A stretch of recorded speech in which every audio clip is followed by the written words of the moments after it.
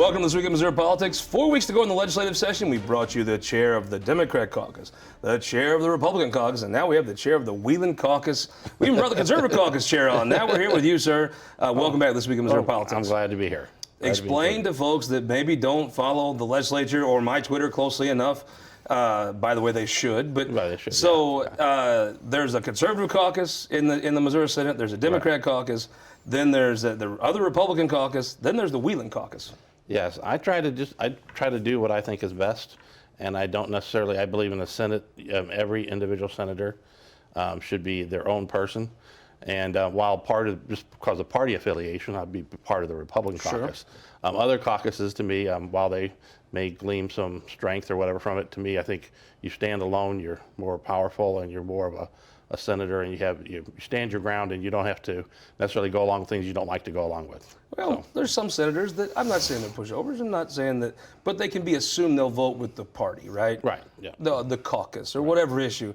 Right. They have to come ask you about everything, don't they? Yeah, no, I do have, I think part of it is I'm a senior, and so I'm one of the elder people in the Senate, as my good colleague, Senator Bean, occasionally when he recognizes me on the floor, he'll say, the senior citizen from Jefferson instead of the senior senator. Yes. But so I do get a lot of people that come and ask me about things, but then as votes get tight on different issues, of course, they want to know where I'm at, because I won't necessarily vote lockstep in line with any particular group.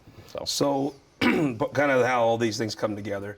You've got right now Senator Rizzo as Democrats pretty well in line. You've got around approximately 7 folks in a conservative caucus, led by Senator Eigel, Senator Onder. You've got the rest of the Republicans, about 16 or so, led by Senator Schatz, Senator Rowden. When they come, without divulging and breaking a confidence, when they come to you, there's 4 weeks left, you got to pass a budget. You got some pretty big things hanging out there that you could do. What advice do you give both of those parties on how to get along the next 4 weeks? You know, the biggest thing that I guess I've seen in the last year and a half is there's been a breakdown in decorum. And there's old sayings that I've been involved in sales my whole life, and so some of the things are just common sense is like you praise in public and you criticize in private. And we've gotten, with the advent of social media, too many senators that are condemning and calling out other senators in public, and that doesn't do anything to help a relationship. That creates more problems in a relationship. So if anything, when I talk to them, I try to tell them, tone it down, act senatorial, respect your colleagues, and that's the best way for us to find a consensus and a compromise. But when we go out and we start attacking each side, and both sides are guilty of it, when that happens, then you're getting further away from your goal of reaching a compromise. And I've seen some of the bills that are relatively non-controversial come through. You'll have some senators that want to hang, they call them poison pills on them. Things that generally I think folks would vote for, but if you put them on a piece of legislation, you probably doom that legislation's fate. And you're almost relying on the House to be the Senate and call off things in conference, which is a really odd dynamic. Normally, the House has very large bills, and in conference, the senators say, well, we can't have to pare that down and get it through because of the rules. It's an odd dynamic there. Yeah, I think part of that comes from, and this has been well discussed from last session to now, is we have a trust issue in the Senate as well. And if a senator was confident enough and had trust that they were going to have a day where their issue was going to be heard, I think you'd see less of these people trying to force amendments onto bills where they really don't fit. But I think that there's a lack of confidence that they're going to get their day to present their bill, and therefore they're like, this may be my only opportunity to discuss this issue. This is where and so they kind of force it. The senior senator in you comes in. I mean, honestly, when I look, I follow Senator Moon. If you, he's very quotable. He's very fun to listen to on the floor. But he was complaining there was a bill he wants, I think, to do with transgenders that was not moving through the process to the floor fast enough. Well, it's hard to move through that Senate calendar if you're on the floor all the time, and he's on the floor quite a bit. So no, it's counterintuitive sometimes. It's a double-edged sword. But the trust is a big thing, and then the other thing is with term limits, everything is compressed. And it amazed me the other day. Someone was standing up on the floor and they said that they've been working on this issue for 10 years and they were just frustrated they couldn't get any traction on it. And I got to thinking, 10 years used to be like the normal for a lot of bills. It would take 10 years for it to get through. But because we've gone to this age of term limits, everybody's in and out in 8 years. You've lowered that expectation that if you don't get it done in 3 or 4 years, you get really frustrated.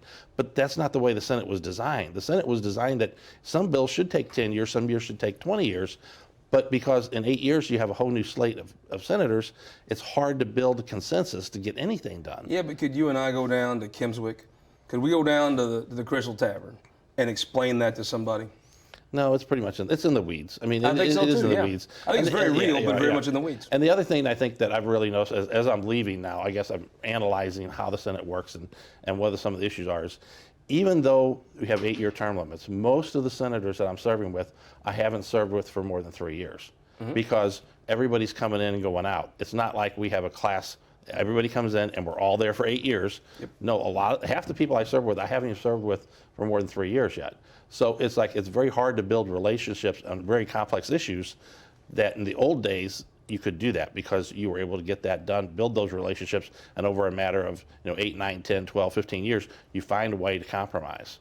So when I think of your career in politics, I always think of the chapters dealing with insurance. You've changed a lot of those chapters pretty radically, Right. and the abortion laws. Right. You've been a stalwart pro-life champion. The laws in this state, from the time you got elected to the House for the second time Right. till the time you leave in 4 weeks, you've changed the state's laws on abortion pretty radically. Oh yeah, tremendously. Got to be something you feel proud of. Oh no, I'm very happy that and also what's going on at the national level. Got to be something Mrs. Wieland's proud of. She let me come down to Yep. Jeff City all that time. She's Right. probably proud when you come home and you've done some of that stuff. Right, and she is, and I guess I'm also excited that what's going on with the Supreme Court. There's a chance that Roe v. Wade could be overturned, and if you would have told me that was ever going to happen in my lifetime, back when I first started in politics in 1994, I would have said no. But that's the reason why I got involved in politics. If you live in Jeffco, though, is that a good thing?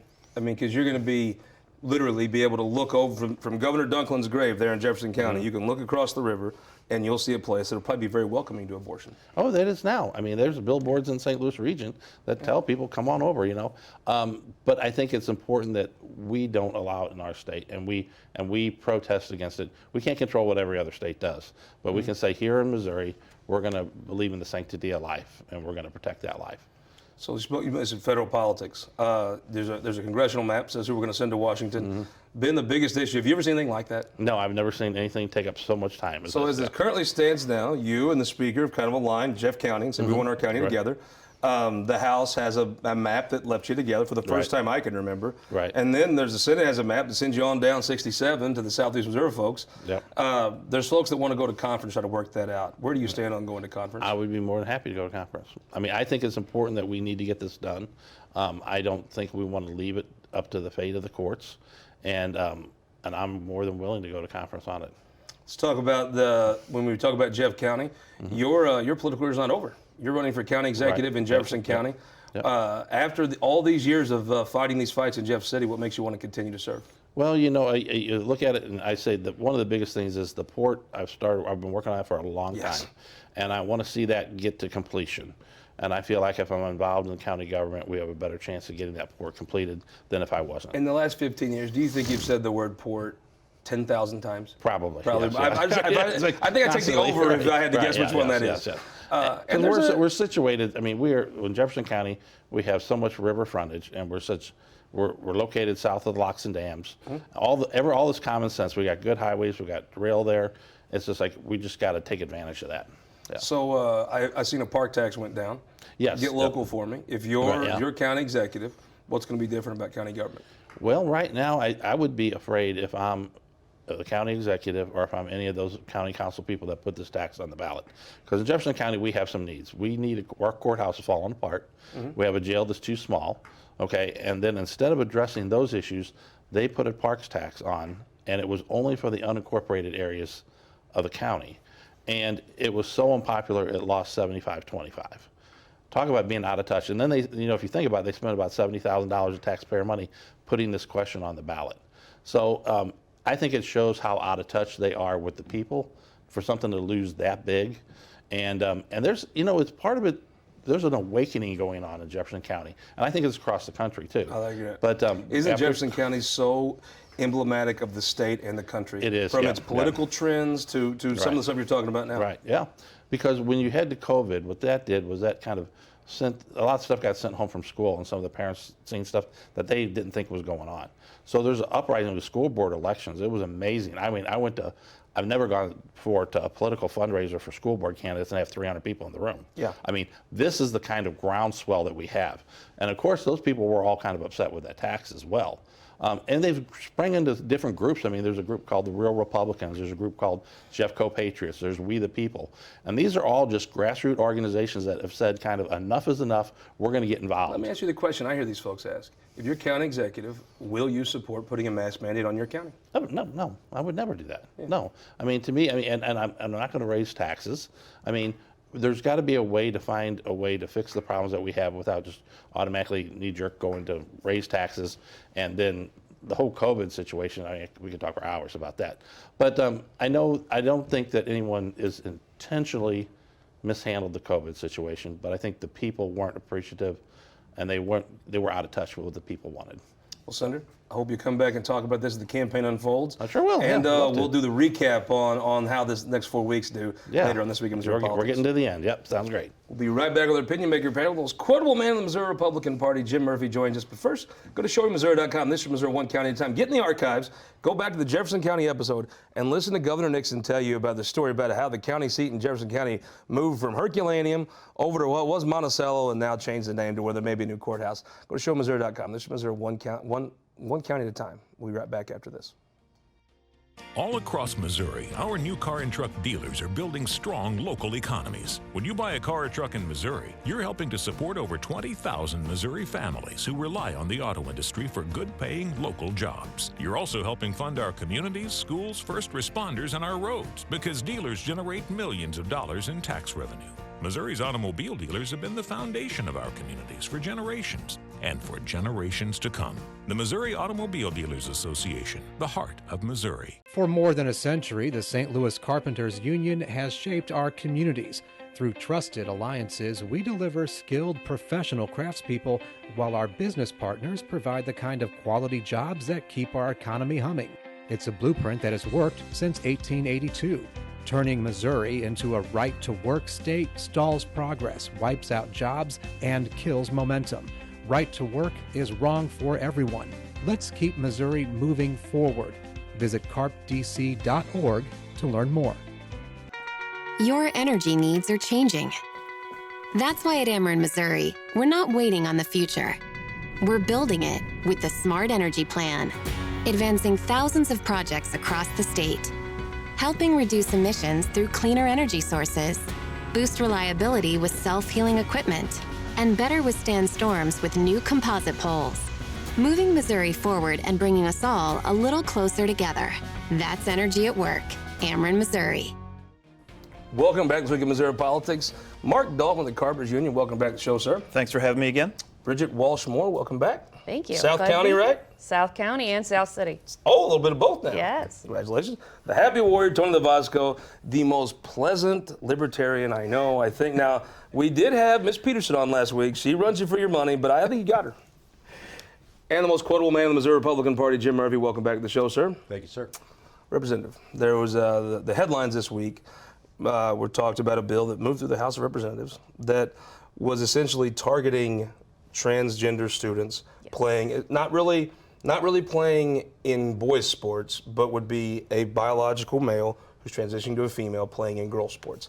A lot of your colleagues have a lot to say about that. It's a deeply personal issue, as it's emotional, and it's very difficult to have those discussions on the House floor when you look at the emotion charged in the issue. And so it was frustrating for us to hear, once again, attacks against children. These are children we're discussing. We're talking K through 12, and we're talking for children who just want to play with their friends. And we spent about 3 hours listening to a pretty derailed conversation. We had reps talking about how much they could bench press, or we had representatives quoting the Bible and bringing in all this other nonsense just to distract from the situation, which is they're attacking children. And it was frustrating too, that right? they were, absolutely, they're attacking children, but where you have adults on a government floor attacking children. And it was frustrating that we spent about 3 hours on that subject of what should have been a perfectly great elections bill. I was upset to see that Representative Peggy McGaw was Yes, disrespected in that way. It was frustrating. It was on not our a, side. It was not an honor to get this put on your bill if you're a legislator. No. And Peggy McGraw is a legislator of the highest No, stature. she is. Mark Dalton, this is complicated. I mean, you talk about things that truly are a complicated issue. I've watched the Republicans, for the most part, in Jeff City, use gay people basically to pick on them, for their own political benefit for 20 years. However, this one, I think there's some folks who aren't out to pick on folks who think about the little girl who's playing a sport and think that's unfair. I think that's one of the rare times where I don't know that anybody doing this is necessarily doing it for that reason. I'm not sure these are the same people that argue for girls funding sports necessarily, but it is. But there is an argument that I think a lot of folks just sitting on the kitchen table that don't know anyone who's transitioning, it's hard to get your head around. No, it definitely is. It's getting, 10 years ago, 20 years ago, this wasn't a topic that was brought up, but the more times change, the more examples that are out there of, how this may not be fair, how it, is, it's just leave the kids alone, quit picking on them. I mean, there's arguments on both sides, and it's only going to continue to grow. I saw Senator Rizzo's press conference. He was, of course, asked about this, and he said, I got a message for Todd out there in the suburbs. Your kid wasn't going pro anyway. Is this really that big of a problem in this state? I mean, that is one of the things that really didn't get touched on a whole lot in the debate is that, the reality is sports aren't fair by default. I mean, that's the point. People have different levels of skill. They compete to determine who wins. Trying to determine specifically, how you categorize people to make it fair, it's a complicated issue. And I think we did a disservice in how this was actually presented. I agree. I don't think if we're going to have this debate, it should be a standalone bill. I think it deserves its own public hearing and discussion. I think this was just something that we tried to get done at the last minute because we are kind of running out of time, and the voters do want us to have this discussion. I would have liked it to go in a different direction. You think about Senator Wieland when he first ran. Well, he ran for the House the first time in the 80s, but even when he ran for the House this last time, can you imagine in the breadth of his career he thought he'd be talking about this issue? I mean, it is the culture's changed a great deal in a relatively small amount of time. Absolutely. And I think one of the things that was also touched on that we have to consider is, the measure was presumably to allow local school boards to put this on the ballot and kind of let people decide, right? Yeah. That's kind of punting.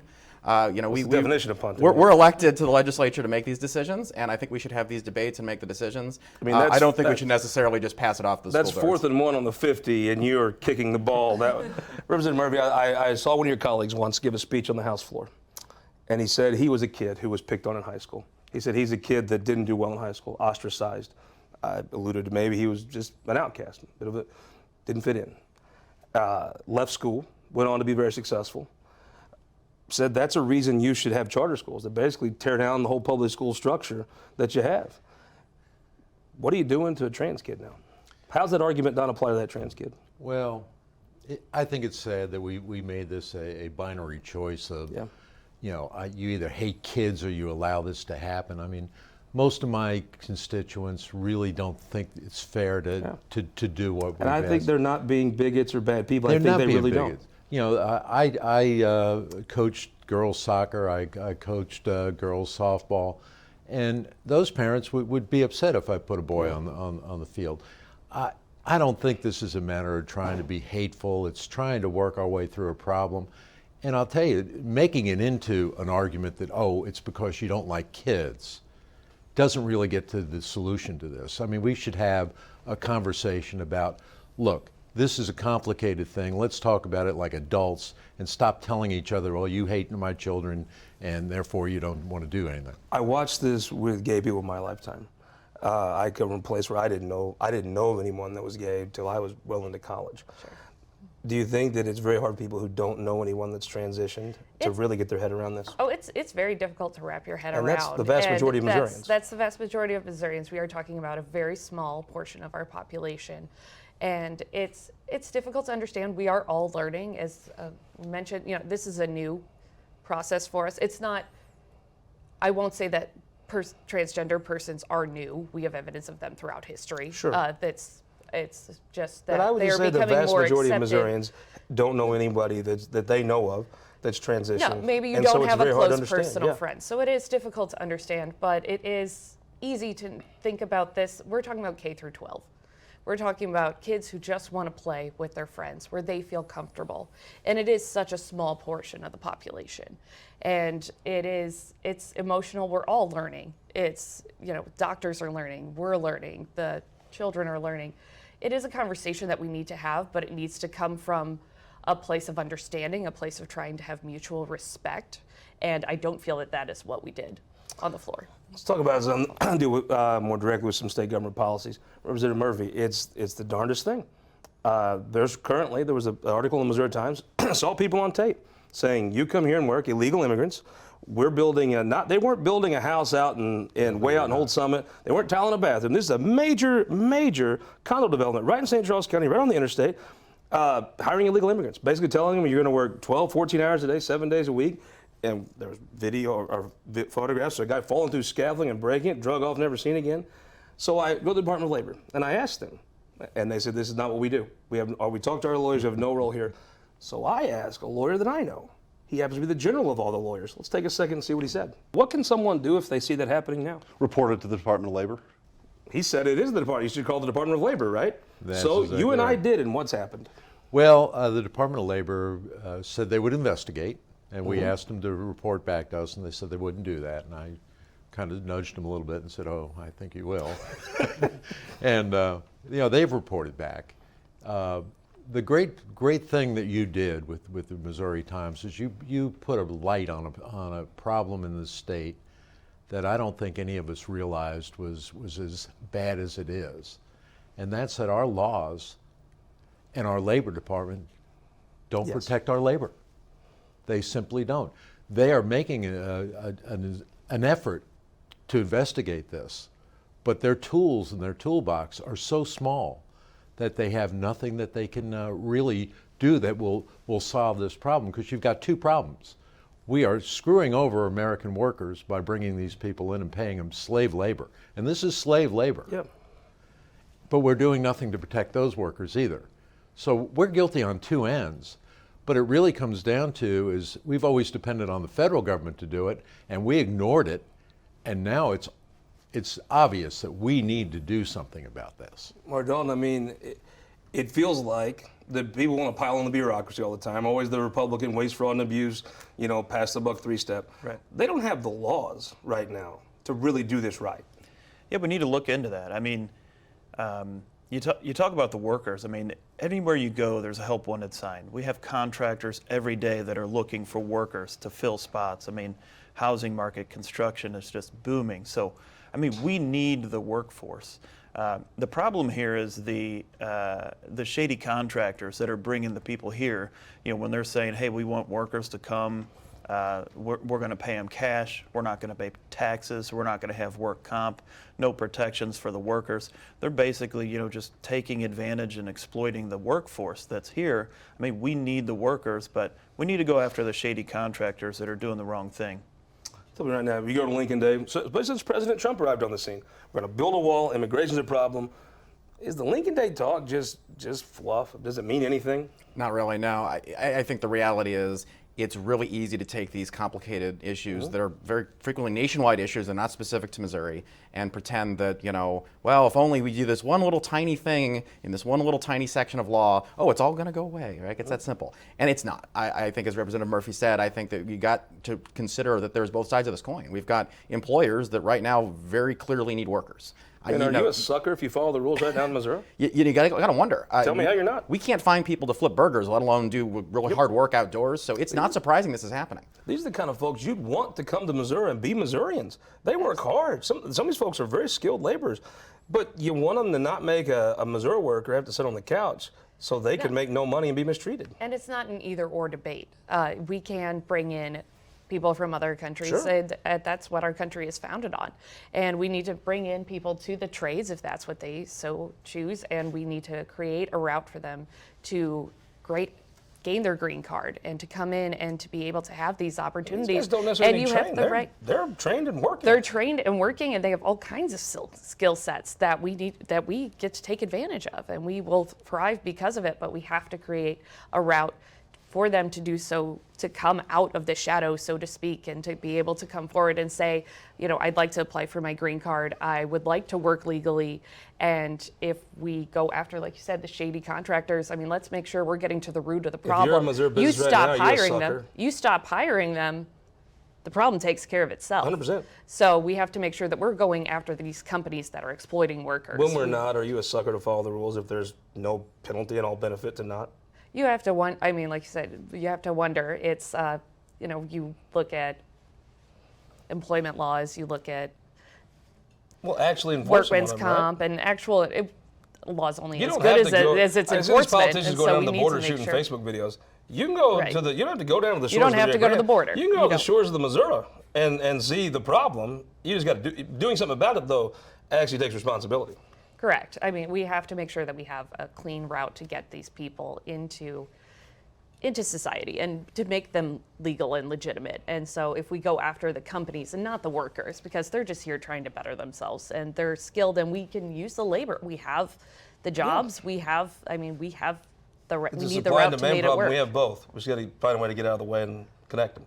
Correct. What's going to happen next, Representative? Well, one of our problems with the solution of going just after the companies is what we're doing now is they're here. We're not bringing them in; they're already here. Yeah. Our laws say they can't hire them, so they're putting them. They're doing it under the table. If we enforce that, then what do these people do? They're not going to get any job. We have to do a multitask here. We've got to not only do what you're saying, but we have to find a way for them to have guest worker passing and such as that. Exactly. We have to have And a route. and that's going to take us as legislators finding that path. And how do we involve labor in that? How do we do all this? Because if it's not comprehensive, we're just going to push it aside. You're talking about the kind We of don't real have. problem solving that takes compromise, takes leadership. Is Absolutely. the Missouri General Assembly in a place where you could actually do something real that takes compromise and leadership? Well, I've asked I sent a letter to the speaker asking him to put an interim committee together so we could study all the options we have, so that our next session we can actually come back and do some legislation that makes some sense and can solve the multiple facets of this thing, because we can't do it piecemeal. We have to do it all at one time. We're about to get kicked off the air, not in piecemeal and total. So who won the week? I mean, I'm going to sound like a broken record. I'm going to say my Kehoe again. I think last time I said that because of the FOP endorsement. Now I'm going to say it for the firefighters endorsement. Big endorsement in it. Yes. Those guys go and hit doors for you. That's one of the big ones. Who won the week? I'm going to say Representative Rory Rowland. He's an incredible legislator. We are going to lose him in the House, but the people of Independence have gained one heck of a mayor. I like that. She picked your pocket. I know. She did. I was going to say Rory as well. I think his going away speech was excellent. It I was think good. he has clearly got a lot of respect on both sides of the aisle, and I think the people of Independence are going to get a good mayor. You worry about folks. You ask the question, can you work together? And you're losing the guy that can. Who won the week? Brian Seitz. I love it. Is he win every week? We should do it every week. Oh, Absolutely. that's great. I am actually going to say Representative Jim Murphy. If you're out swinging a hammer this week and watching this show, there's maybe only one guy in Jeff City that cares about you, but you're actually willing to do things, and I have a high regard for that. Thank you very much. Congratulations. We'll be right back next week, I believe from the state capitol, for This Week in Missouri Politics.